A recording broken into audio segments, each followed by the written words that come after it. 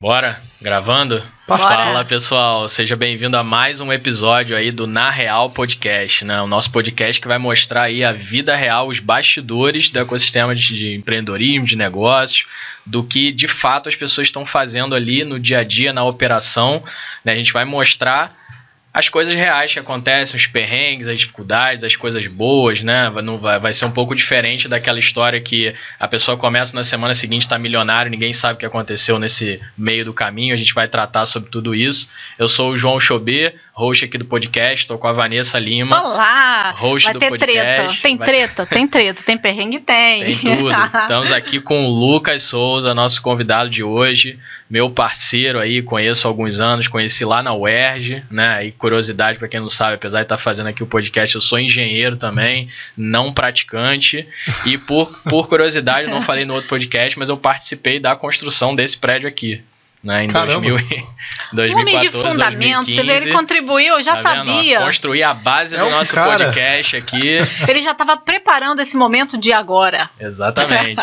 Caramba. Tá vendo? E o Lucas aí, nosso jovem, já é diretor de marketing e vendas da Preço Certo, uma startup aí super conhecida aqui no Rio, conheço há bastante tempo também, desde o iniciozinho aí da fundação, e hoje vai conversar aqui com a gente vai entrar bastante aí, vai explorar muito sobre marketing, sobre vendas, sobre growth. A gente acabou de ter um participante aqui agora que tem uma agência de influenciadores, então a gente nem entrou muito nisso com ele, mas vamos abordar aí contigo sobre o futuro do conteúdo, enfim, tiktorização. Mas pra gente começar, conta aí um pouquinho como é que você chegou no marketing. Eu sei que você vai se formar em engenharia de produção, tem um pezinho no marketing ali, mas o que fez você chegar até aí? Enfim, dá um contexto pra galera aí da tua história. Fechado, meu rei. Primeiro, né, obrigado pelo convite, né? Prazer estar conversando aqui com vocês. Seja super bem-vindo. E já vou me sentir em casa aqui. Claro, pô, aqui é você está em casa. Aqui, ó, já construiu o prédio, você está em casa. Construiu o local aqui, né? Estamos tudo em casa, há muito tempo. Tudo em casa. Mas, poxa, sério mesmo, eu fiquei bem feliz, assim, de receber esse convite, né? E estar vindo aqui bater esse papo com vocês. Como, assim, para resumir, né, um pouquinho sobre mim, né? Eu sempre gosto de começar falando da onde eu vim, porque isso fala muito sobre mim, né? Eu venho de comunidade, então, daqui do Rio de Janeiro. Nasci e cresci em comunidade, jogando bola descalço na rua, por exemplo, chutando papelzinho como bola. Então, para mim, esse ambiente sempre fez muito parte da minha vida, assim, entendeu? Então, eu vi dentro de ambiente de pobreza mesmo, de que a comunidade, a oportunidade de você mudar de vida a partir dos estudos. Com certeza. Então, a minha mãe, ela sempre batalhou muito por isso, para eu conseguir ter uma boa educação e correr atrás e principalmente me cercar de pessoas boas, pessoas que me façam querer ser melhor cada vez mais. Então, estudei muito desde pequeno e parei em algum momento na UERJ. Isso me levou ali ao ensino superior, né? E dentro da UERJ eu sempre tive uma visão muito limitada, assim, de mercado. Sim. Eu sempre, até mesmo pela origem, né? Você é ensinado que, olha, você vai estudar, você vai ter uma carreira, você vai entrar em uma grande empresa, você vai virar um grande executivo ali dentro. Principalmente na engenharia ali, né?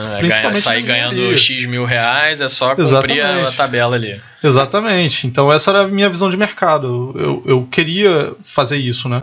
Só que comecei a empresa júnior e eu vi que, olha, esse não é o único caminho. Dá para você fazer outras coisas na sua vida.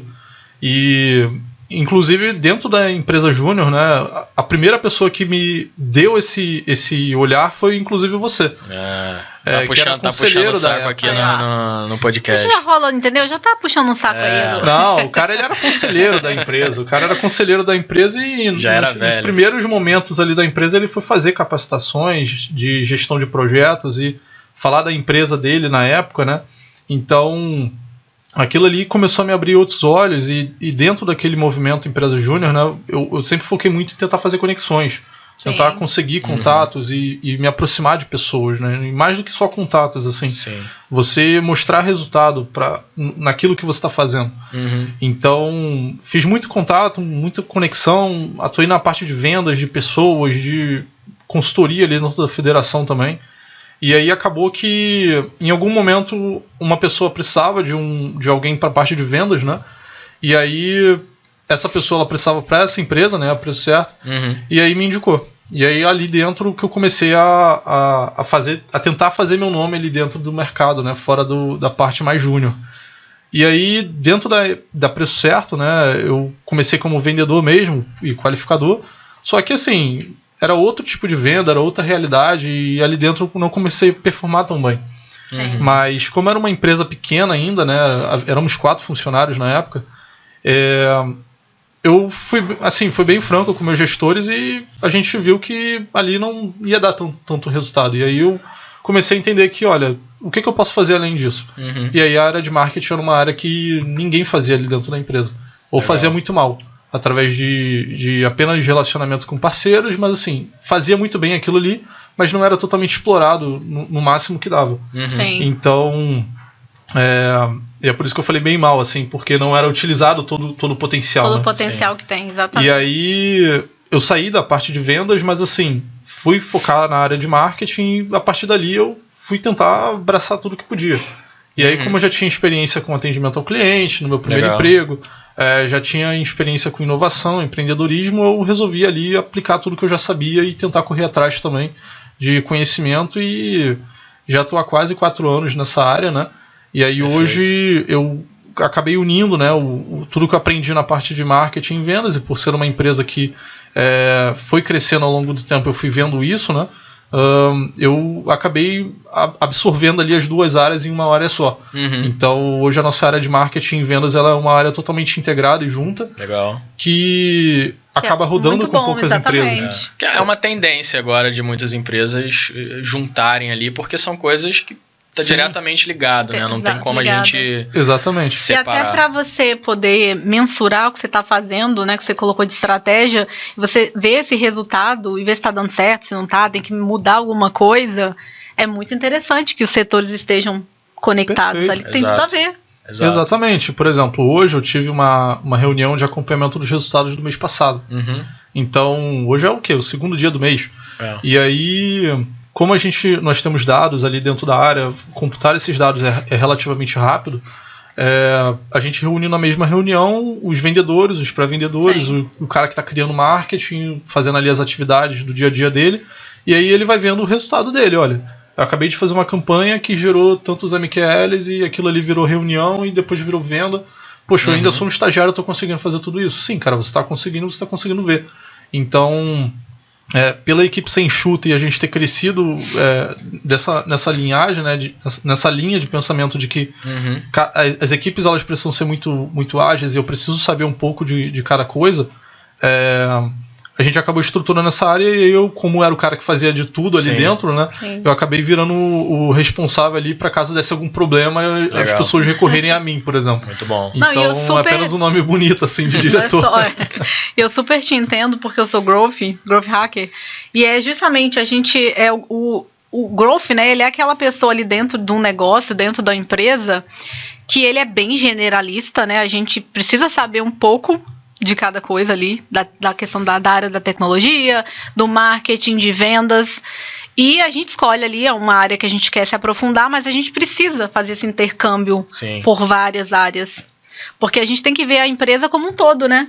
E eu achei sensacional da sua empresa ter essa conexão aí das vendas com o marketing. Exatamente. Porque a gente estava falando de dados, né? A gente fala muito de dados, e dados hoje em dia você vai fazer uma campanha, a gente coleta informações, né? Então você tem um contato da pessoa, você sabe, se você fez uma campanha, você consegue mensurar o resultado que isso trouxe para o seu negócio. Então, dados, quando você fala em dados, é tudo que a gente coleta, né?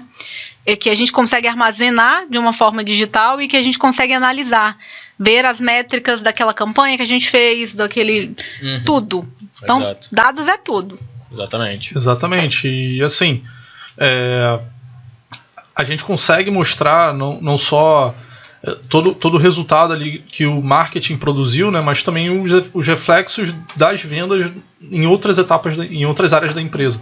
Então, assim, a gente consegue dizer para os vendedores, olha, não adianta só fechar esse contrato, você precisa entender que esse cliente ele precisa remunerar a empresa, porque senão você fechou 25 contratos, mas 5 viraram inadimplentes no primeiro mês, não virou pagante, 2 vão assinar daqui a um mês ainda, então, poxa, faz sentido fechar por fechar?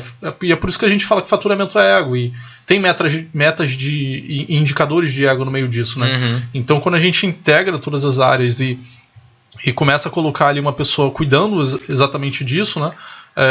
Todo mundo começa a ganhar a visão do todo e a partir daí tomar decisões para aquilo que realmente importa. Perfeito. Então você ter metas baseado não só no crescimento que a empresa precisa ter, mas também no percentual de cancelamento de clientes, projetando uma receita futura do negócio. Olha, a gente precisa bater o ponto de equilíbrio da empresa, então se a gente sabe que tantos clientes vão sair, a gente precisa se prever disso e tentar melhorar e tentar projetar a quantidade de clientes que a gente vai ter. Então, tudo isso a partir dos dados que a gente tem, né, e coleta. E hoje em dia a gente conseguiu fazer dessa maneira e é um processo que a gente vai executando e tentando melhorar cada vez mais. Legal. Sim, eu acho muito legal que hoje em dia dentro de uma empresa você consegue projetar muito bem, né? Você consegue ter uma ideia do que você tem a receber mais pra frente. Exato. É claro que pode mudar, né? Pode variar no meio do caminho. Mas tem uma previsibilidade mas ali tem, exatamente. Pelo histórico, né? Você não fica ali, ai meu Deus, como será que vai ser esse mês, esse ano? Você consegue ter ali, você consegue acompanhar muito bem tudo que você faz, sem achismo, né? Sim. Porque a gente antes, quando você não tinha a facilidade que a gente tem com os dados hoje em dia, como digital, a gente tinha que colocar uma estratégia, a gente assim, eu acho que vai dar certo. Isso acabou, eu acho que acabou. Vamos tentar isso aqui. Eu até postei uma vez um print de uma foto numa palestra que eu tava, até do João Pedro, que é muito bom aí pra quem não segue, e tudo que ele fala, não sou eu, João Pedro. Eu sigo o João Pedro. Top. João Pedro é incrível. Que é tudo, assim, ele é muito bom e é tudo baseado em dados. Ele fala, é o fim do eu acho, assim, eu passo por isso o tempo todo. Às vezes vem uma pessoa, sei lá, numa empresa com 200 funcionários, aí vem uma pessoa e fala assim, isso aqui tá muito ruim porque fulano reclamou. Beleza, mas um fulano reclamou, você já tá falando que tudo tá ruim por conta da opinião de um fulano, né? As pessoas têm muito esse perfil de pegar a opinião de uma pessoa e generaliza falando que tudo não está funcionando por causa de uma coisa que aconteceu, né? Isso, assim, é o fim da picada. Não tem por que hoje a gente pensar mais dessa forma, né? Então, o que me admira é que, assim, a gente é bombardeado full time sobre isso, sobre a importância de dados, sobre teste, sobre MVP, sobre protótipo, sobre parar de achismo, enfim, sobre tudo. Big Data, enfim, qualquer coisa. E aí a gente tem ainda pessoas que vão sempre nos achismos, né? Então não dá mais pra gente permitir esse tipo de coisa. A gente precisa atualizar de conhecimento. A gente falou muito sobre isso no episódio anterior, de depreciação do conhecimento. Tem um estudo de Harvard que fala que a sua depreciação é 20% ao ano. Então, 5 anos você já está defasado de conhecimento se você não se atualizar. Então, assim, não tem por que a gente permitir esse tipo de coisa, né? A gente precisa olhar para o futuro agora. Para dentro do negócio. Né? Para dentro do negócio. A gente vai morrer. E eu via uma coisa assim, com relação a dados, os dois problemas.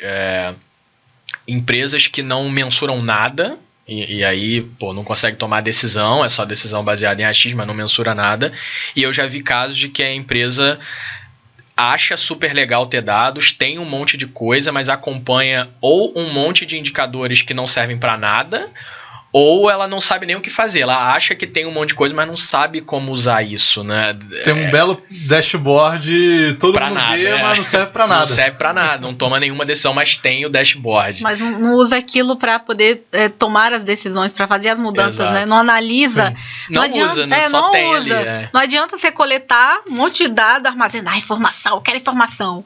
Se você não vai olhar a informação, se você não vai tentar entender o que é aquela... A informação, gente, ela vai trazer uma coisa que está acontecendo dentro da empresa, do produto, que não está dando certo, ou que está dando certo, ela vai te dar essa resposta. Uhum. Então você precisa olhar e falar, gente, o que tá me respondendo esse dado aqui, tá me mostrando o quê? Exato. Você precisa olhar o que o dado tá te mostrando, não ignorar. Não, isso aqui mas esse dado aqui está errado.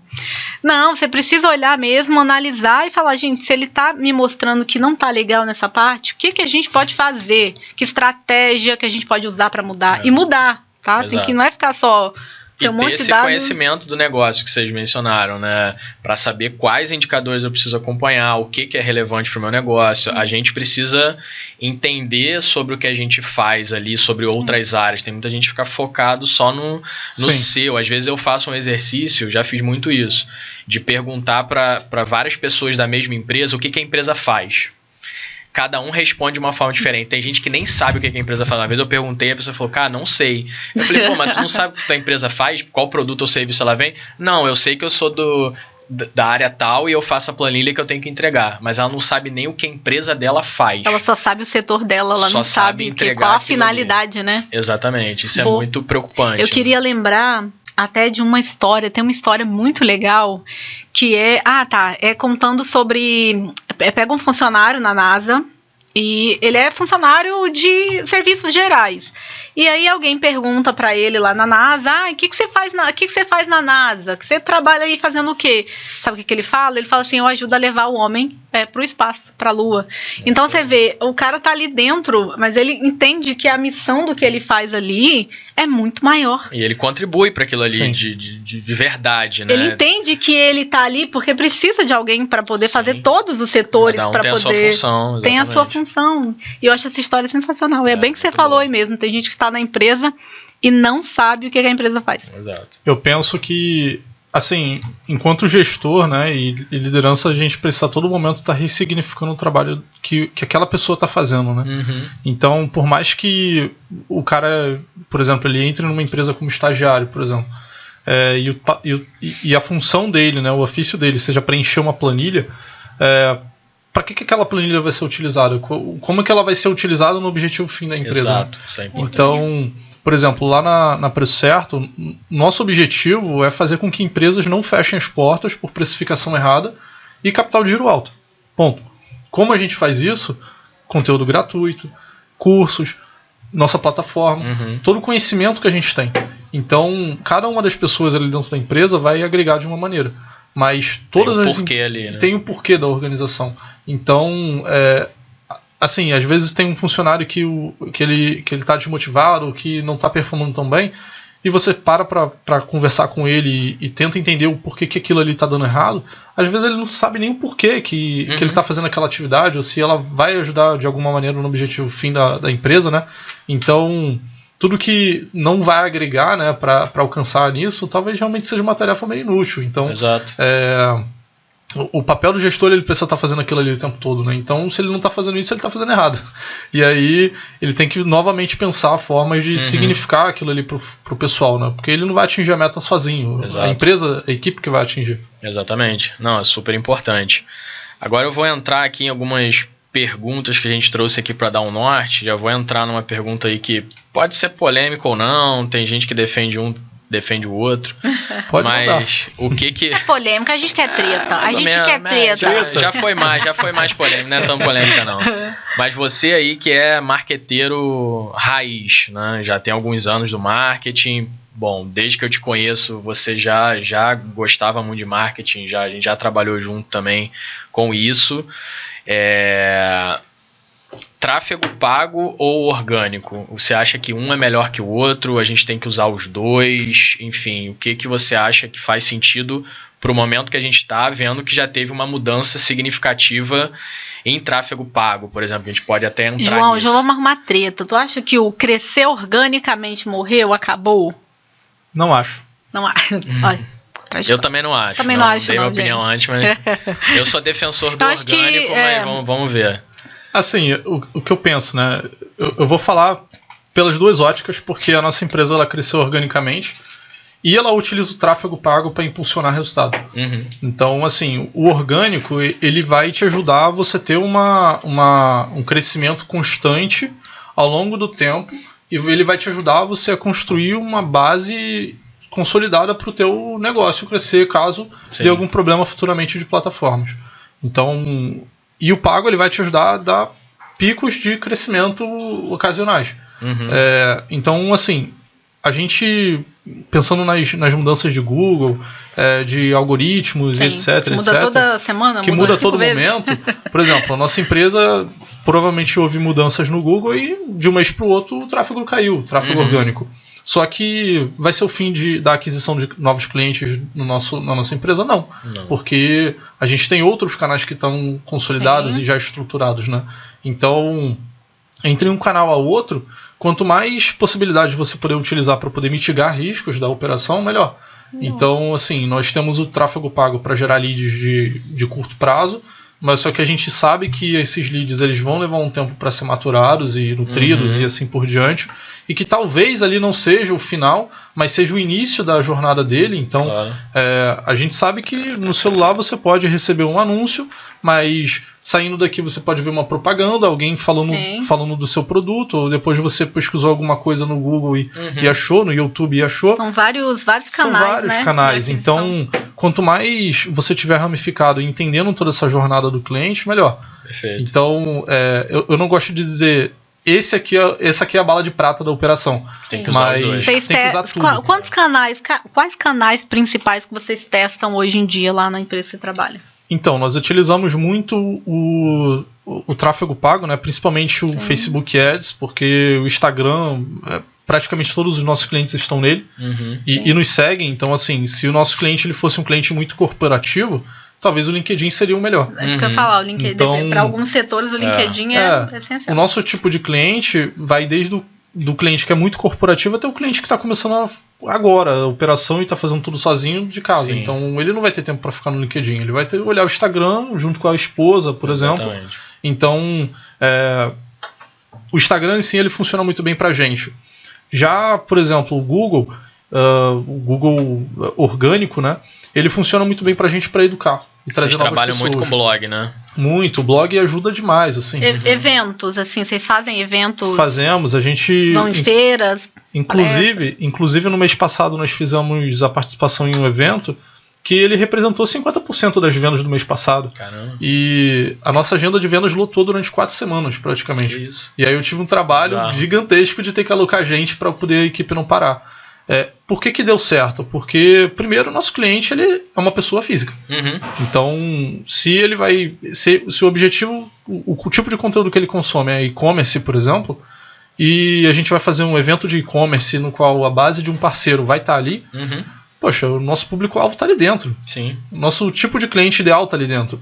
Então, por que a gente não estaria ali dentro também? Mas, mais do que talvez até fazer novos negócios, a gente pode entrar em novos mercados.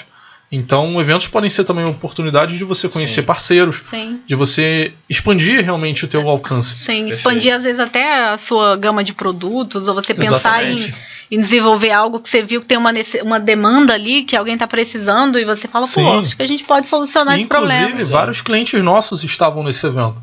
E deram um abraço, teve até um cliente nosso que deu um potinho de farofa pra gente. Que ele amava. Adoro gente, farofa, assim, eu sou farofeira. Eu também gosto muito. Cara, tava muito boa aquela farofa. Porque, e assim, isso foi legal, porque foi o primeiro evento presencial que a gente participou depois da pandemia. Até então a gente só participava palestrando, mas não como patrocinador, né? E a gente inclusive vai estar em outro agora no Rio esse mês. E aí a gente começou a perceber, cara, fazia sentido porque, primeiro, a gente havia fechado negócios de eventos, né? A gente não tomou uma decisão achando. Então, assim, a gente sabia que já tínhamos fechado outros clientes que nos conheceram a partir dali, tinha outras possibilidades também de conhecer parceiros. Então, ser um investimento de longo prazo também.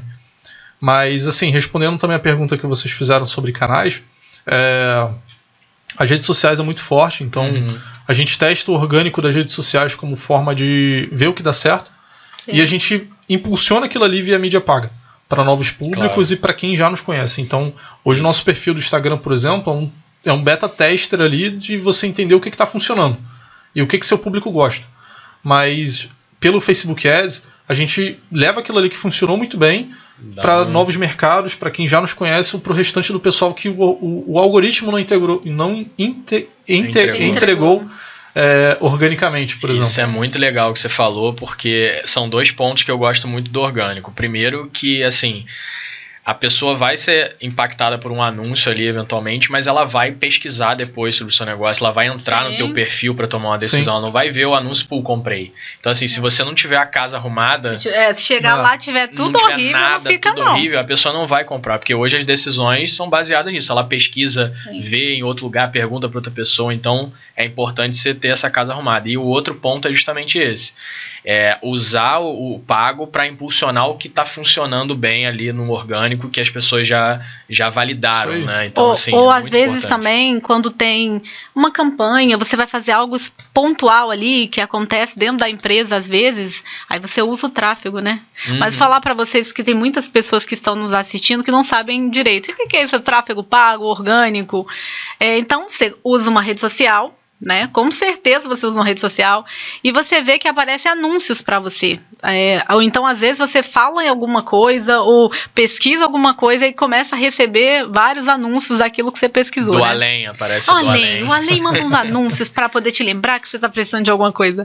Então, assim, as empresas hoje em dia, a internet ela é muito mais democrática do que era há 10 anos atrás. Então, assim, qualquer pessoa que vende um produto ou serviço, hoje precisa estar no digital, precisa ali comunicar, né? Mostrar ali o que ele vende, o que ele faz nas redes sociais. Então, tem muitas pessoas, tem muitas empresas, muitos negócios usando o digital para vender nesses produtos ali. Então, como que você diferencia? Como que você consegue, em meio a tantas empresas, você consegue, né, chegar no público certo? Como você consegue se diferenciar? Então, assim, antigamente você crescia muito na forma orgânica. O que seria o orgânico? É o naturalzão, é você criar o conteúdo ali, você fazer um vídeo do seu produto, você postar uma foto, você fazer alguma coisa de forma natural ali, na sua página, sem você pagar para você estar anunciando. Só que hoje em dia o mercado está muito competitivo. Então, e com a questão dos dados que a gente estava falando, você consegue muito bem comunicar ali com o público, com o cliente mesmo ideal para o seu negócio. Então, quando você vai fazer anúncio, eu fico chocada como que a questão do tráfego pago evoluiu nos últimos anos. Demais. Gente, para negócio local, para lançamento, para não sei o que é sensível, para isso. Eu falei, gente, antes era só tráfego pago. Agora não, eles estão no nível tão minucioso que é um negócio assim que eles conseguem saber muito bem o público, entregar realmente o anúncio da marca da pessoa, do produto, para o cliente o mais perfeito possível. Para ter assim ali, então você tem que fazer a sua parte, que é como a gente estava falando. Não adianta você fazer anúncio, gastar dinheiro, porque é pago, tá, gente? Então você precisa ali gastar o dinheiro para fazer esse anúncio. E o cliente chegar no seu negócio e falar, gente, o que é isso? Que, né, a pessoa me falou que era uma coisa, eu cheguei que é outra coisa. Então ele vai chegar e ele não vai ficar, ele não vai consumir.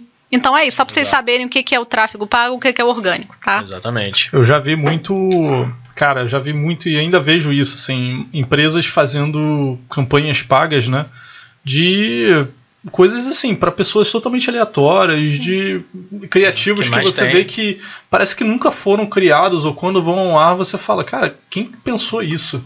Entendeu? A galera não testou, entendeu? Sim. E talvez até dentro daquela equipe não teve alguém que era aquela pessoa mais crítica, que pensa com a cabeça do cliente, né? E fala, poxa, isso realmente daria certo, cara? Teu cliente realmente vai gostar disso. Exato. Então o tráfego pago ele te ajuda muito a você impulsionar aquilo ali que dá muito certo. E aí você levar de maneira mais rápida, né, a mensagem para quem possivelmente queira receber aquela mensagem, né? Exato. Sim, pra não ficar mandando, tipo assim, eu gosto muito de Você já percebeu que eu adoro o Carlos Bush, né? E eu fui numa palestra do Carlos Bush. Carlos Bush é uma pessoa sensacional de vendas. Sigam ele, pesquisem que ele é incrível, muito bom de vendas também, da área de vendas. E aí ele falando que uma vez ele foi comprar um produto, ele foi comprar um vinho. Fazer tipo assim, ele comprou o vinho, era para presente. Mas aí ele foi lá, comprou o vinho, não sei o quê. E aí ele disse que de repente começou a receber uma enxurrada de anúncio de vinho. Você vê, ele comprou um vinho. Por que ele comprou um vinho? Porque ele ia num aniversário e a pessoa gostava de vinho. Não era ele que gostava de vinho. Mas aí o cara começou a receber uma enxurrada de anúncio de vinho, de não sei o quê. E vem, sabe? Tudo da área de vinho. Aí ele falou, gente... Porque assim, as empresas estão... Você quer entregar o anúncio, mas não quer saber por que a pessoa o motivo dela ter ido em busca daquele produto, se ela realmente consome aquele produto, se era para, né? Sim. Por quê? Porque você está consumindo, é um hábito que a pessoa tem, realmente para tentar entender, porque aí você fica gastando dinheiro, mandando um monte de anúncio para uma pessoa que comprou um presente. Não. Só é mais difícil saber nesse detalhe também, mas dá Mas pra hoje em gente... dia eles já Hoje em dia sabem. dá pra saber. Hoje em dia dá pra saber, é isso que eu tô falando. Hoje em dia já dá pra saber, porque... E aqueles... Não, gente, operadora de telefone, que você Nossa. já é cliente da operadora há 550 anos, e eles ficam ligando pra você aqui 550 vezes pra te vender um serviço que você já consome. Por quê? Porque não existe ali dentro da empresa, a gente é um saco. Eu vejo um monte de gente reclamando que quer, botando no reclame, não sei o que, os números, porque é um saco. Ele não sabe que a pessoa é o cliente dele. E ele tá ligando pro próprio número da própria operadora dele para vender o próprio, entendeu? Pro próprio cliente. Simples, né, cara? Que é um CRM ali pra organizar quem é cliente, essa pessoa é minha cliente. Muito cliente, às vezes acaba... em geral, telecom assim é complicado, né? A gente passa por isso o tempo todo. Mas é aquela coisa, é porque... Já tem ferramenta, quando com a pessoa tá dentro de um negócio, uma coisa que acontece muito, a gente vai ficando com o olhar viciado. A pessoa, quando ela está inserido, muitas vezes, numa empresa, numa função, a gente tem que ter muito cuidado para a gente não ficar achando que... Isso aqui, entendeu? E você não olhar para as coisas à sua volta, que a gente fica muito com o olhar viciado se a gente não... Vamos aí, olhar para o lado, olhar para o outro e ver o que está acontecendo. Então, tem muita empresa que já está meio que... eu tenho aqui essa ferramenta tecnológica aqui, tá funcionando. Mas aí, às vezes, não para pensar nisso. Pô, eu posso melhorar isso aqui. Acho que já tem aqui, às vezes está pagando até mais caro, você vê. Tá gastando, perturbando o cliente, mandando um monte de campanha de livro pro cliente que já é seu cliente. Funcionários alocados ali dentro daquele dia a dia, daquela atividade, né, sendo pagos para ligar para quem já é cliente. Não, eu sou cliente de 2 números, tá? Eu tenho 2 linhas de telefone aqui. Eu sou cliente 2 vezes e tem hora que você... E aí você começa a criar ranço. Você fala, meu Deus, não quero o dia inteiro um número ligando pra você te oferecer um serviço que você já tem. Então já tem ferramenta para corrigir. Agora, tem mais detalhamento, assim, tem mais um rigor pra gente chegar no cliente, mas ao mesmo tempo o tráfego vai ficando mais difícil por conta desse bloqueio de envio de dados também, né? A Apple deu uma porrada no Facebook aí. Tem a LGPD agora aí, né? O Google também tá pensando em tirar um monte de coisa, a gente já tem que aceitar cookies aí em todos os sites por conta de LGPD, então ao mesmo tempo vai ficando... tem mais ferramenta, mas tem menos informação e talvez fique mais caro, né? Fica mais difícil, exatamente. Sim, e assim, uma coisa que a gente viu, né, é que como vai ficando mais caro, você precisa refinar muito bem aquele teu processo para você... mais preciso ali. Você tem que ser mais preciso. Então, assim, uma coisa que a gente fez foi criar regras de envio mesmo. Então, todas as páginas e pontos de contato que a gente tem hoje para anunciar, a gente mapeou aquilo ali e fez um estudo do porquê aquela página ali está no ar. Então, para quem é aquela persona que aquela página foi criada? Qual etapa do funil de vendas, por exemplo, aquela página é enviada? Para quem? Então, a gente tem páginas de, por exemplo, topo do funil para quem está buscando assuntos relacionados a preço. Então, quem está ali no topo do funil buscando assuntos relacionados a preço, a gente vai enviar um criativo sobre o início da jornada de precificação. Apenas um paralelo, mas assim, o cara não interagiu com a gente, aquilo ali, por exemplo, ele era apenas alguém comprando um vinho esporadicamente, aquilo ali durante um tempo acabou, o cara saiu. É temporário aquilo ali. Mas se ele realmente, poxa, não, eu quero saber mais sobre isso aqui, ou não, eu quero saber mais sobre aquilo ali, olha, vamos avançar ele mais um pouquinho. Legal. Ou até mesmo não só para a parte paga, né, mas também até para a parte de outros canais, como por exemplo o e-mail marketing. Poxa, você gerou o lead, mas, por exemplo, ele comprou o vinho para dar de aniversário, mas assim, se ele não está mais interessado em receber mensagens daquilo ali, cara, não faz sentido ter aquele lead na nossa base. Então vamos perguntar proativamente para ele, cara, você quer alguma coisa relacionada a isso aí? A gente faz isso. E aí a gente se surpreende com as respostas. Não quero mais não, vou voltar no futuro, pode me excluir. cara, vamos excluir, porque isso é custo pra gente também. Claro. Sim. Então, eu não quero mandar mensagem pro Pra cara quem que não não quer quer ver. receber a mensagem. Exatamente. Só atrapalha os Só atrapalha. teus Atrapalha números. que você tem ali mais Exatamente. informação para processar, mais tempo, Exatamente. mais gasto, mais tudo. É só métrica de vaidade. Eu tenho X mil leads. Tem, Não exatamente. adianta nada, tudo Não frio, adianta ninguém nada. quer ver aquilo. Eu tenho uma base de 100 mil leads e eu enviar uma campanha, apenas 5% abrirem Exato. e 1% clicar. Uhum. Não, eu prefiro ter 500 leads Mais- com 50% que convertam e que comprem de mim, realmente. Perfeito. Porque no final das contas eu vou estar gerando uma experiência de compra ruim, né? Claro. Então, essa experiência de falar, olha, eu não aguento mais esse cara me ligando. Sim, Cara, a pessoa fica... Se aparecer alguma outra marca que não faça isso e que te dê uma experiência diferenciada, você vai querer trocar. Pois é. É isso. Então, o gestor dessa área de marketing, por exemplo, ele tinha que ver, fazendo assim, de maneira bem superficial, né? Olhando os motivos do porquê que essas ações elas não estão dando certo. Uhum. Então, o cara lá na ponta do telemarketing, ele teria que estar coletando esses dados. Sim. Não, eu acabei de ligar para um cliente para uma pessoa que é cliente. Não deu certo. Tá, então eu botei 10 mil contatos na mão desse pessoal, metade foi cliente, poxa, a gente errou aqui nesse processo de levantar essa lista. Não, e a gente fala que é cliente e mesmo assim continua, mesmo assim não tira eles da ligam. lista. Mesmo eu passei por complicado. algo parecido algumas semanas atrás. Um banco me ligou querendo oferecer um cartão de crédito. Cara, um banco mega conhecido, faz várias campanhas de marketing, milionários assim, e aí eu falei, não, eu não quero cartão. De tarde eles me ligaram de novo. Quer cartão? Não, eu não quero cartão, eu já falei pra vocês. Meia hora depois me ligaram outra pessoa, eu não quero. Assim, cara, eu nunca vou ser cliente. Pra ver se você vai mudar de ideia de manhã até de tarde. Vai que você quer comprar alguma coisa cara. Vai que você de manhã acordou de mau humor, entendeu? À noite você tá mais eu vou ligar de cenando, novo. entendeu? Vamos tentar vários E horários. são pessoas diferentes, mais custo ali pra ligar. 3 funcionários alocados em uma atividade que não daria Inútil, resultado. exatamente. Então, não faz sentido. Então, assim, às vezes o pessoal tá olhando ali a métrica de vaidade. Pô, acabei de entregar 10 mil leads aqui pro time de vendas. Agora é trabalho deles. Uhum. Cara, mas você não fez o seu arroz e feijão, que é garantir que essa galera seja potencial cliente. Exatamente. Entendeu? É Trabalhar isso. uma boa segmentação. Então, ainda há muito espaço para melhorar, por exemplo. Todo esse âmbito digital, né? Uhum. Esse mercado digital ainda tem muito que melhorar e, pô, vai melhorar ainda mais. Com certeza. É um mercado muito novo, né? Eu Muito acho novo. que a gente pega aí a última década pra cá, o celular, você vê, a gente tem, não sei, você não tem 30 não, a gente tem, tu tem 30, João? 31. Aí, ó, João? Entregando a idade. A gente pegou várias épocas em relação à tecnologia e em 10 anos muita coisa mudou, é surreal. Ele comentou da empresa Júnior, que ele fez parte e tal, que, pra quem não sabe, a empresa Júnior é uma empresa dentro de uma universidade que é formada por alunos com auxílio de professores ali, mas é uma empresa com CNPJ, enfim, executa projeto e tal, só que fomentada por alunos para desenvolver ali o pessoal. Eu fui da empresa Júnior em 2011, entrei na faculdade em 2009. Cara, a gente não tinha WhatsApp, por exemplo. E assim, na sua época pra frente, é inimaginável pensar em tocar um negócio daquilo sem WhatsApp. Tipo assim, como que a gente se comunicava? Sem grupos. E não era só sem WhatsApp, era assim...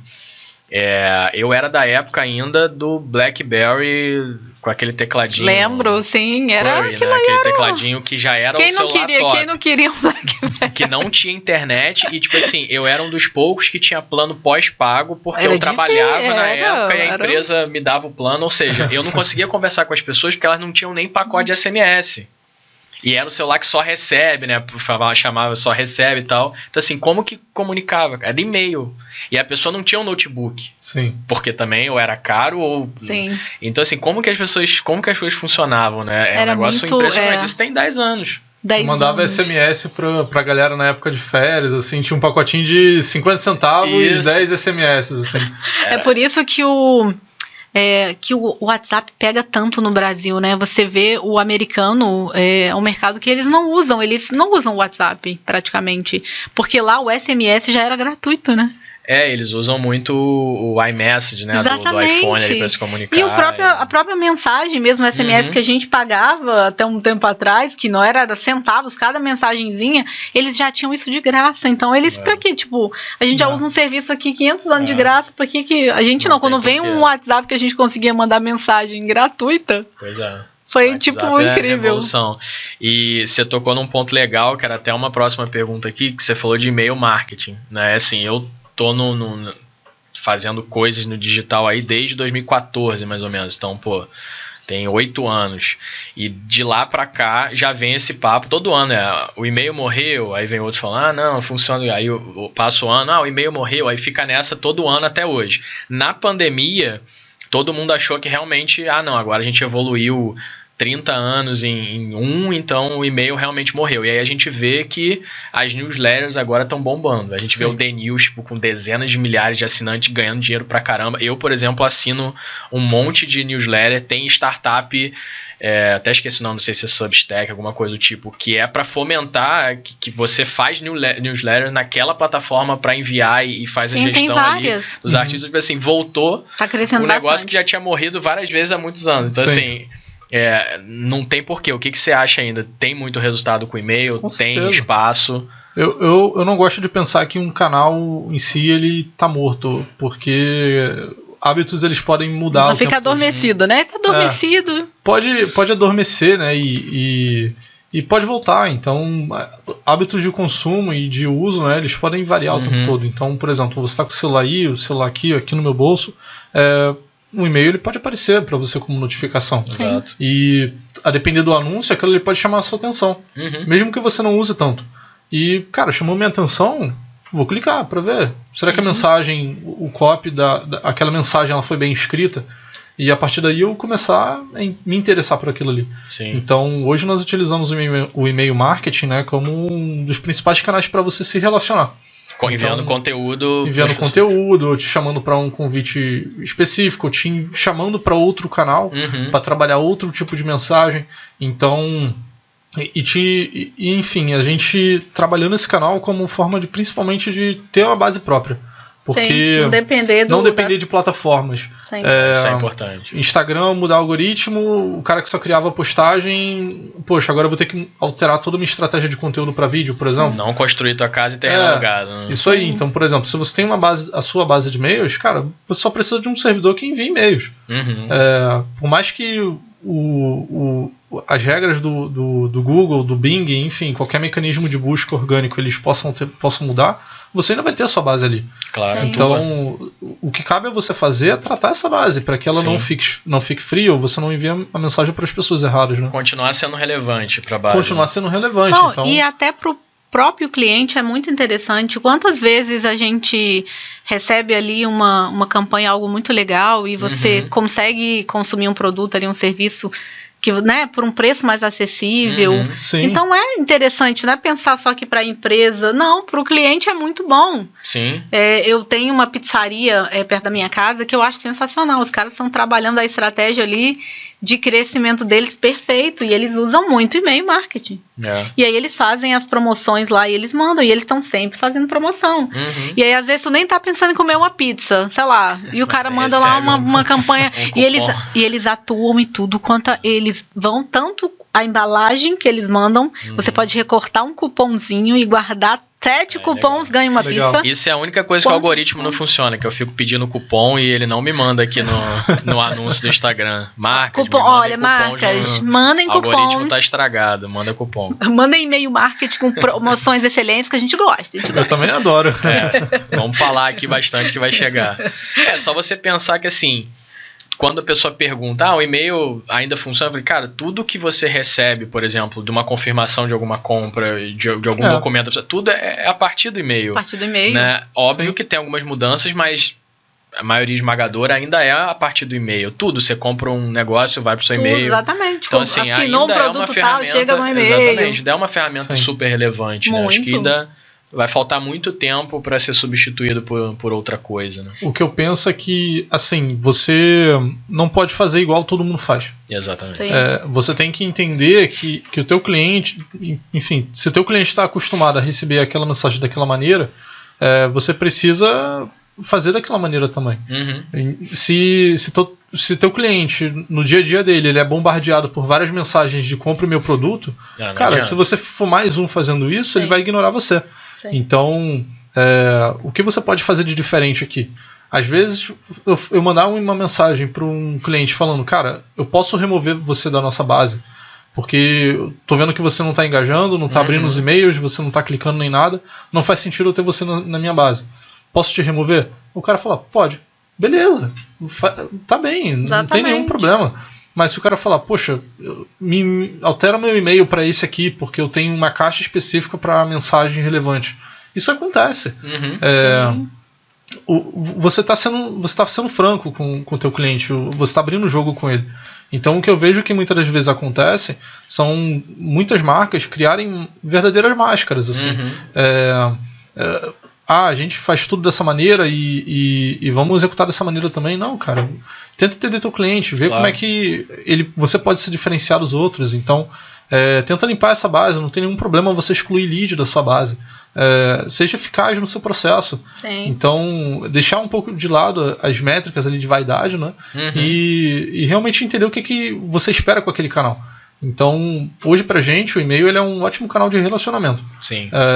E de distribuição. Então, eu vou mandar uma mensagem relevante, não vou bombardear o cara com centenas de mensagens, e quando eu entender que ele não tá demonstrando o comportamento que eu quero que ele demonstre, eu vou excluir.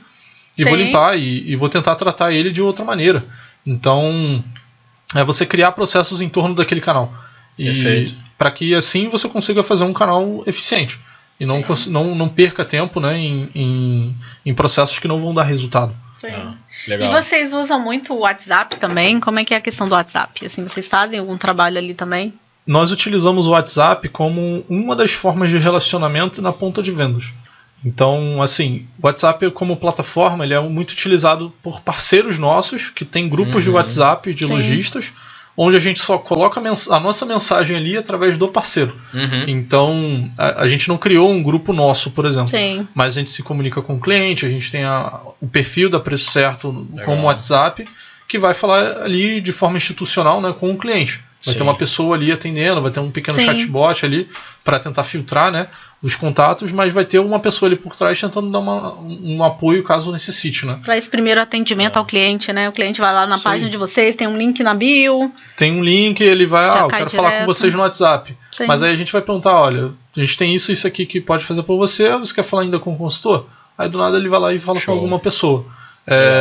Até porque, se eu não me engano, quando você envia várias mensagens diretas ali para o WhatsApp, né, para uma lista de transmissão grande, o próprio algoritmo do WhatsApp ele pode entender que é um spam, por exemplo. Ele pode bloquear, exatamente. Ele pode bloquear teu perfil.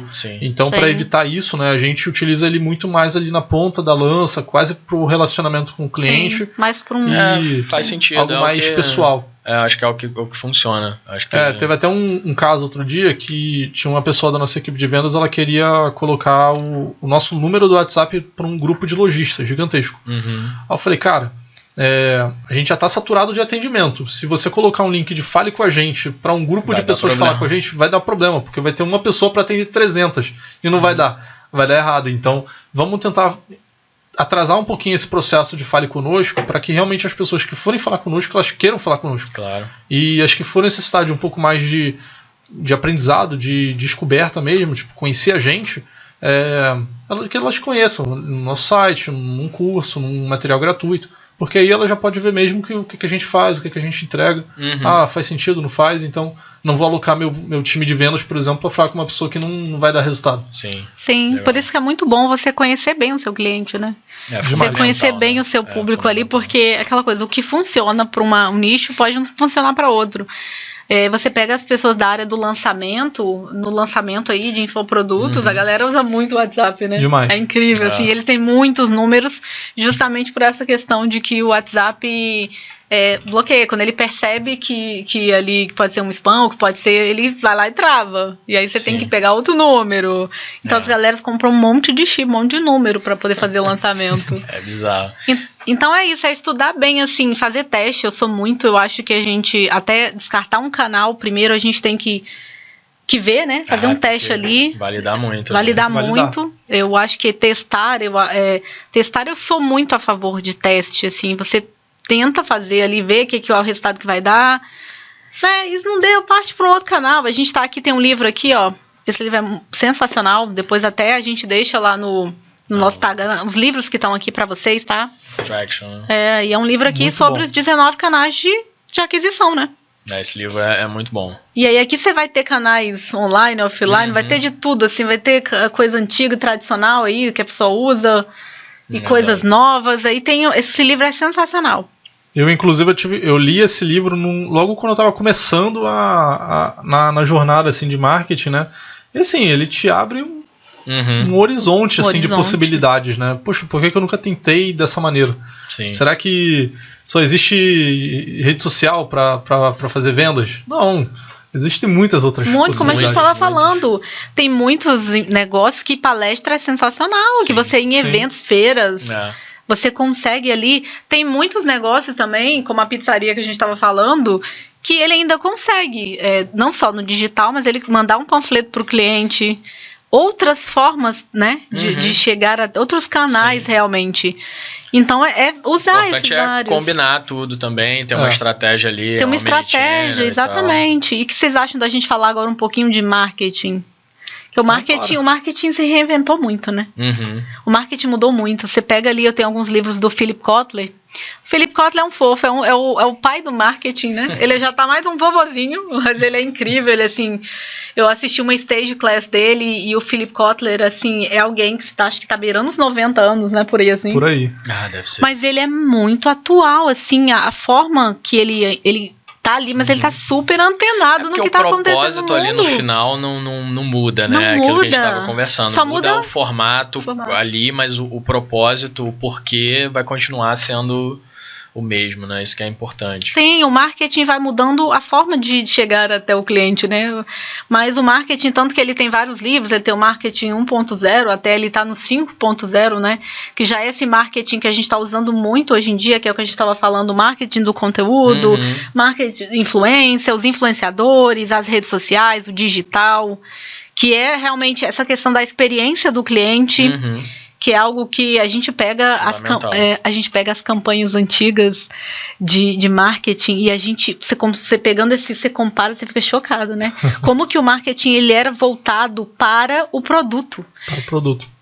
O produto. E era assim, essa geladeira ela é assim, ela é dessa altura, você abre aqui, tem esses compartimentos. E falava muito sobre o produto, né? O produto é isso, o produto assim, pra cima, assado, rosa. E hoje em dia não, hoje em dia você vê que a pessoa vai vender pra você e no final acho que tu vai saber qual é o produto quase, assim. O problema é que resolve primeiro ali pra qual depois... Qual é a dor, né? Qual é o que vai resolver? E o quê, né? Exatamente. E aí como que vocês trabalham ali a questão do marketing dentro da empresa? Qual a sua experiência aí com marketing? Claro. A gente tenta entender primeiro se a gente pode ajudar.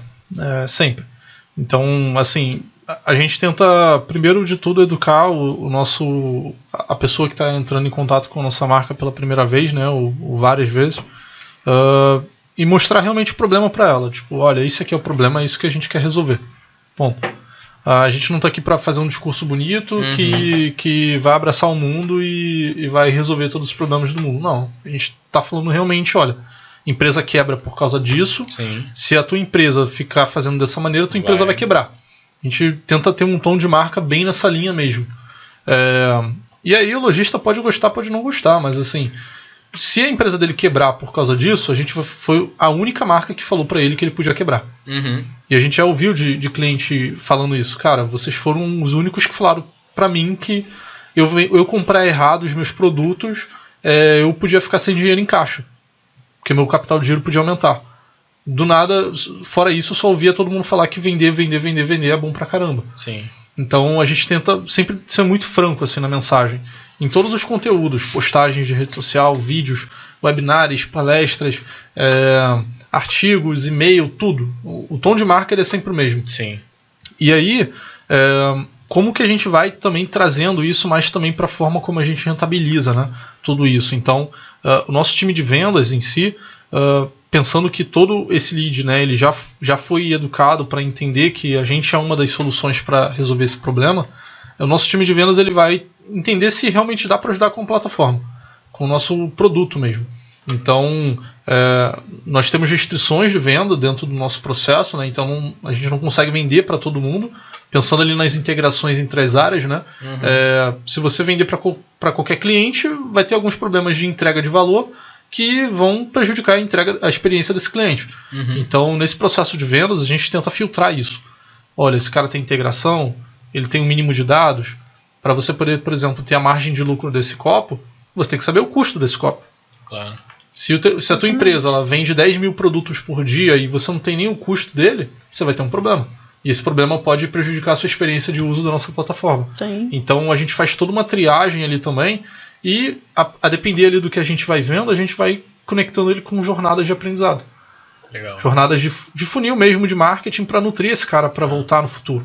E quando a gente vê que, olha, realmente faz sentido essa compra e a gente está alinhado à expectativa que você está buscando, que a gente entrega, casou, a gente vai lá e faz a venda. Não, o que eu acho engraçado é o seguinte, é isso que as pessoas não param pra pensar. Você vai vender esse copo por, sei lá, R$1, mas se esse copo custou 90 centavos, então assim, às vezes a pessoa pensa assim, cara, eu vendi um monte de copo desse, arrasei, mas você tá vendendo pelo preço certo? Porque não é exatamente, você está tendo lucro, você dá o preço certo, você está tendo realmente isso aí, está se pagando todos os custos, lucro, né? Faturamento não é. Então, às vezes a pessoa tem essa ilusão de que vende muito e que tô vendendo muito, mas você sabe quanto que custa? Cara, é uma venda saudável? A maioria esmagadora das pessoas não conseguem formar preço. É só você ver, né? A gente sabe que é complexo. Para você dar 10% de desconto, não é você pegar o negócio e botar 10% a mais. Pô, você tem que dividir por um menos. Então, assim, pouquíssimas pessoas sabem disso. Então, na formação do preço, não coloca infinitas coisas que tem que considerar, mas eu vou botar ali duas principais. Imposto. Tem muita gente que não considera imposto. Se botar uma margenzinha dessa de lucro, não sabe como que aplica a margem de lucro por conta dessa conta do inverso. Então, assim, tem coisas que são básicas, fora todos os custos envolvidos que a pessoa não leva em consideração. Que muda, a hora de trabalho, a luz, a matéria-prima ali envolvida. A internet, o aluguel do lugar que você... Exato. Né, que você precisa muitas vezes ali, o ponto. E no volume, tudo. Né, você acaba se comprometendo aí. A gente já assim... A gente dá palestra, faz mentoria com um grupo de lojistas, por exemplo. Os formatos de conteúdo são os mais variados possíveis que a gente faz e dão um resultado. Eu já vi, por exemplo, casos de lojistas que chegaram para mim e falou assim, olha, a nota fiscal da minha compra do produto está 30% de IPI. Só que, cara, eu peguei esses 30% e botei no meu preço. Eu falei, cara, isso aqui é o imposto do teu fornecedor. Não é o teu imposto. Você é MEI, você é microempreendedor individual, você não tem que pagar imposto. Caramba. Aí o cara tava colocando 30% mais caro o produto dele por causa disso. Então são erros de precificação, né, que a gente vai tentando corrigir através da educação e fomentando realmente uma rede de marketing, né? Então a gente faz muito relacionamento com parceiros, com pessoas do ecossistema varejista, né? Grandes marketplaces, a gente tem relacionamento, grandes influenciadores, enfim, pessoas que tem um nível ali de conhecimento sobre o assunto que a gente consiga complementar. Sim. Cara, você fala sobre vendas, a gente fala sobre finanças. Uma coisa complementa a outra. Então, da mesma forma que se eu for chegar para um lojista e falar começa a executar essas estratégias aí de ads para você impulsionar o teu negócio. Cara, não é meu foco. Exato. Por mais que eu faça isso no dia a dia, talvez esse cara, esse lojista e esse influenciador que faça isso para esse tipo de produto, ele consiga ser mais eficaz. Então, a gente tenta desenvolver ao máximo assim, esses canais com esse tom de marca, com esse tom de voz, né? Para falar, olha, empresa quebra por causa disso. Quebra mesmo. E o engraçado é que tá vendo que vai quebrar, é apenas uma questão de tempo e não faz nada para mudar. Sim, a gente tenta muito, bater muito nesses pontos. Assim, a gente fala sobre o que é custo de oportunidade. Olha, se você não fazer essa ação, você vai deixar de ganhar isso. Talvez esse custo de oportunidade seja a falência da tua empresa. Sim. Poxa, você quer corrigir esse determinado problema? Toma aqui um e-book que resolve isso. Legal. E a gente já linka com um possível estágio de compra que esse cara esteja. Então a gente tenta não falar aquilo que a gente quer falar. Sim. A gente fala aquilo que o lojista precisa ouvir. e aí a gente vai ajustando o tom de voz, né? Então, a todo momento, nas ações de marketing, nós ouvimos o que está acontecendo com os clientes, o que está acontecendo no mercado, quais são os feedbacks do time de vendas. Perfeito. Então, se um vendedor ele chega para mim e fala, olha, Lucas, a gente está descartando muito lead porque não tem nenhum dado no RP dele, no sistema de gestão. Tá, então vamos pensar uma ação para poder ajudar essa galera. Não, Lucas, eu gosto muito de acompanhar o que está acontecendo no mundo para economia, né? Não existe você pensar marketing e não ver o que está acontecendo lá fora. É tudo meio que tudo integrado. Então, por exemplo, os Estados Unidos está com a maior inflação dos últimos 40 anos. Eles estão entrando numa recessão agora, é verdade. Exatamente. Tem um risco ali de China, Taiwan, enfim, uma loucura acontecendo. Você pega problemas como a guerra, você pega a Europa, tem ali problemas, aí você pega a Ásia também, aí você pega aqui a América do Sul também, a gente tem a Argentina com uma inflação absurda, que acho que até o final do ano os caras vão chegar em mais de 80% de inflação. Isso aí, isso tudo é insumo que a gente usa para criar conteúdo. Então, poxa, o Brasil a Selic está lá em cima, então pegar empréstimo fica mais caro. Como é que a gente pode trazer esses assuntos que são extremamente relevantes para a rotina do nosso lojista? E atuais, né? E atuais. Então, por exemplo, em meio a todo esse cenário, vamos pensar um treinamento para ajudar lojistas a tomar decisões no meio disso. Então, a criação de conteúdo que a gente faz, né, e todas as outras produções em paralelo, elas são focadas exatamente nisso. O que está acontecendo naquele momento e o que a gente precisa linkar para que esse lojista saiba. E aí criar uma boa experiência para ele. Excelente. Não, e uma coisa que eu acho muito interessante é que as pessoas não percebem que para você crescer, você pode crescer reduzindo o custo. Diminuindo algumas despesas, mudando fornecedores.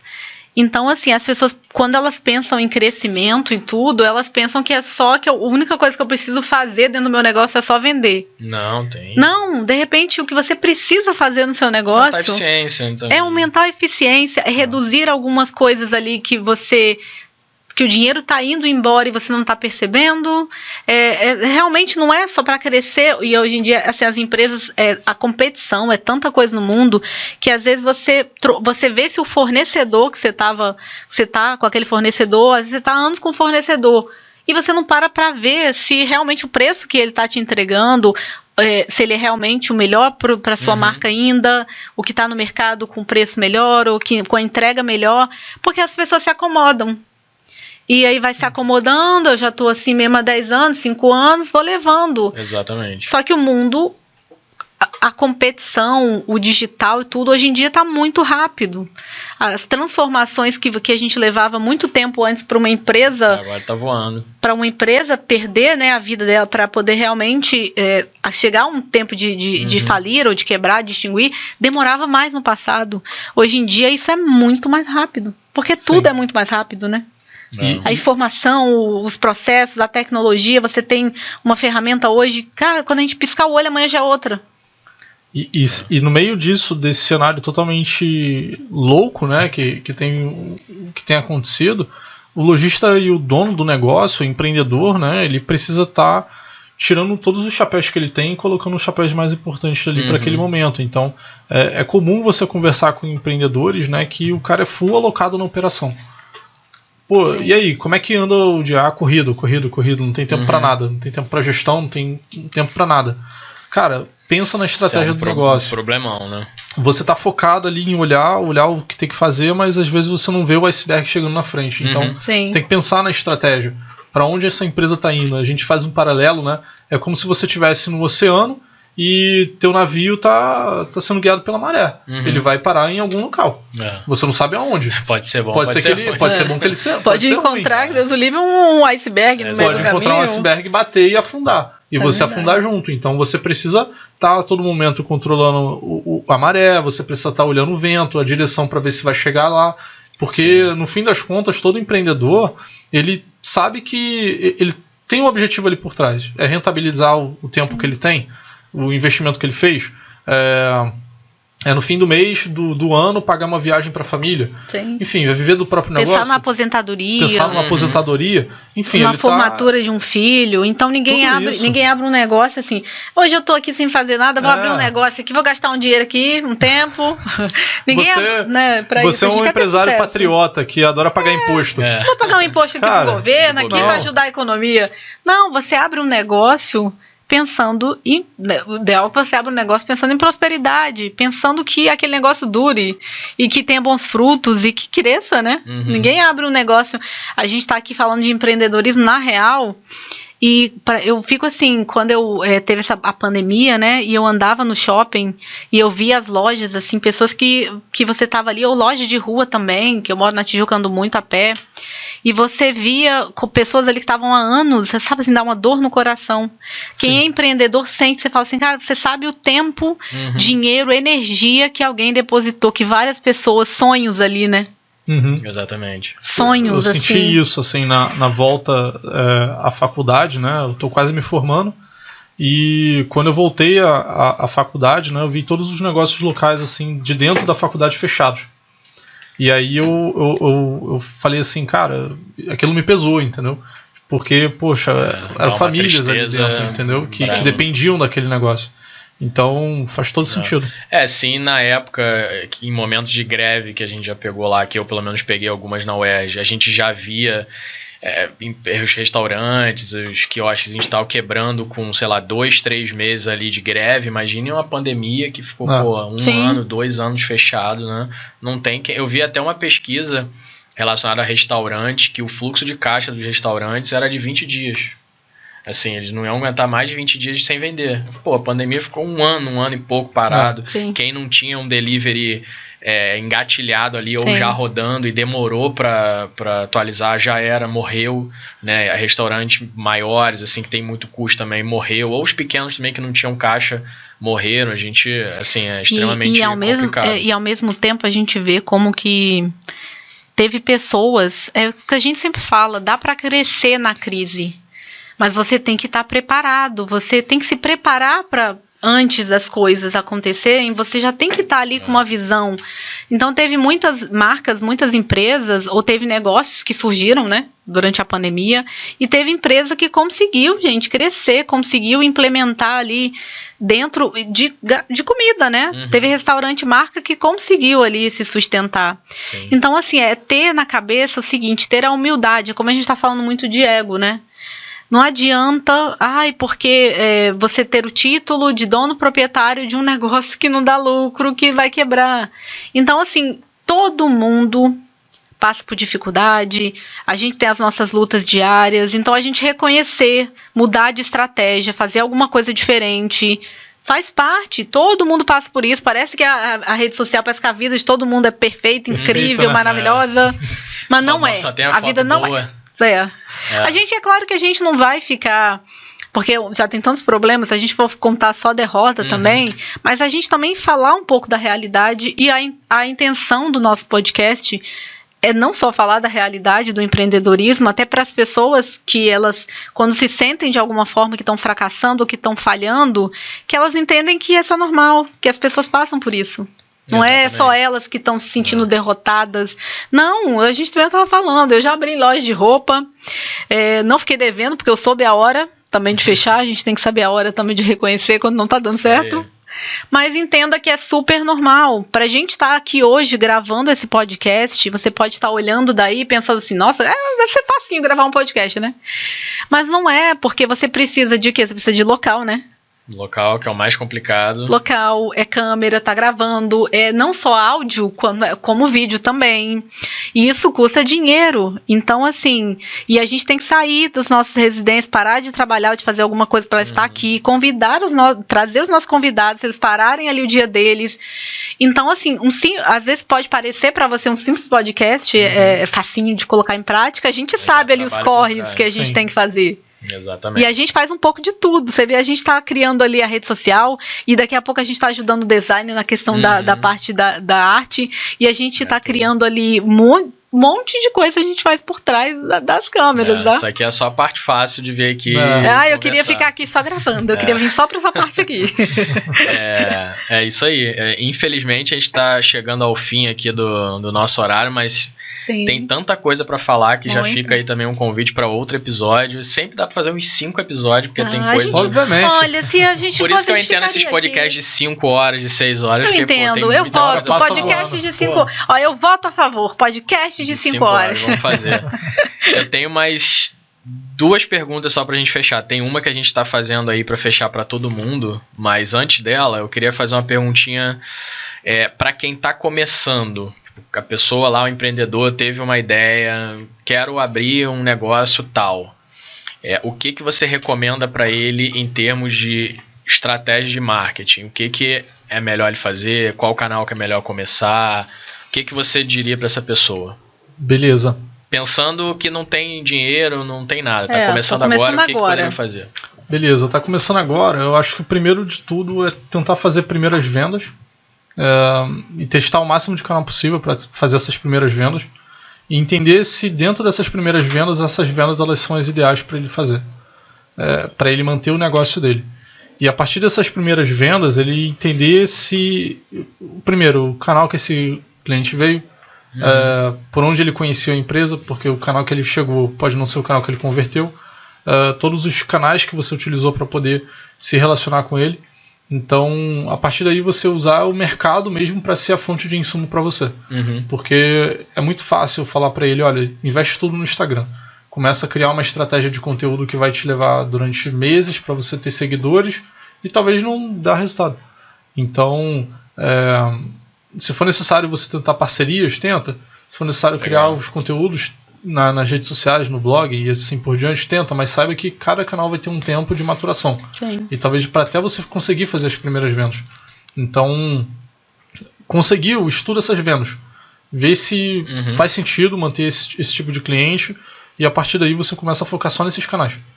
Excelente. E outros, conforme for sobrando mais tempo, né, você vai consolidando outros canais para mitigar os riscos, como a gente falou. Perfeito.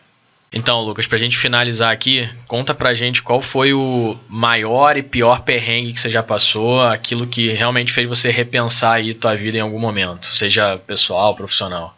Beleza.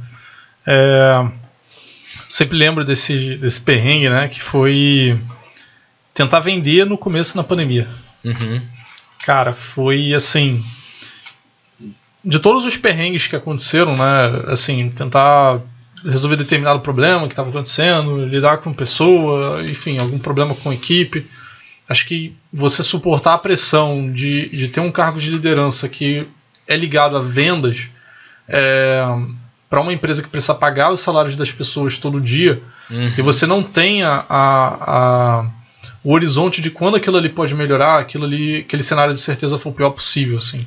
Porque eu sou novo, né? Assim, eu não tive aquela experiência, acho que ninguém teve uma experiência de lidar com a pandemia, né? Sim. Ninguém.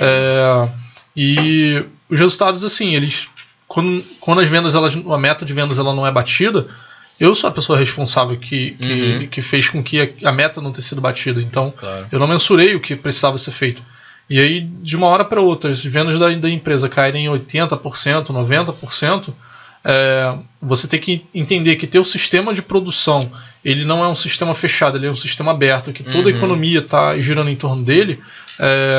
Aquilo levou tempo. Sim. Então, no meio disso, você tinha que motivar o pessoal, as pessoas ali da tua equipe, mas você também, às vezes, não se sentia motivado para isso e, tem que botar a máscara aqui de pessoa motivada o tempo todo. Então, os 2 primeiros meses assim, na pandemia foram bem difíceis assim, de saber gerir mesmo uma equipe e poder fazer as outras lideranças também da empresa e os outros membros da empresa também enxergarem que aquilo ali não bastava só você falar, compre meu produto. Claro. Porque todo mundo sabia que era um cenário muito difícil, complexo, né? Então, muitas incertezas, né? Muita incerteza no ar, então ninguém sabia nada. Lidar com aquilo ali foi bem complicado, mas depois que aquela fase passou, né, a gente vivenciou um dos momentos mais incríveis assim de crescimento, porque a gente começou a criar a estrutura. Então, eu sabia que aquilo ali, a gente executava o processo corretamente. Não tinha nenhum problema nosso no meio disso, mas a gente estava criando uma demanda. E aquela demanda estava sendo reprimida porque estava todo mundo em casa, as pessoas não estavam consumindo tanto. Então, quando aquilo ali voltou ao normal, a gente estourou em vendas nos meses seguintes. Então, eu trouxe aquele aprendizado para entender quais são as coisas que eu controlo do meu processo, quais são as coisas que eu não controlo, e a partir daí o que eu posso melhorar ou tentar fazer de ações para fazer com que esse processo ele seja o mais realista possível. E comunicar isso para as pessoas, para o meu time. Então, eu uso isso daí, essa forma de pensar, né, um pouco estoica, até hoje. Excelente.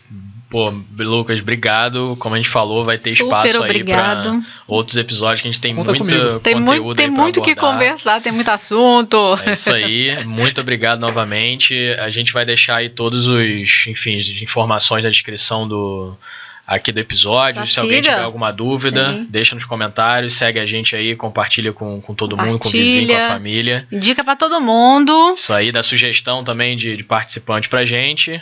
E até a próxima aí. Um abraço. Isso aí, um abraço. Fica com Deus. Tchau.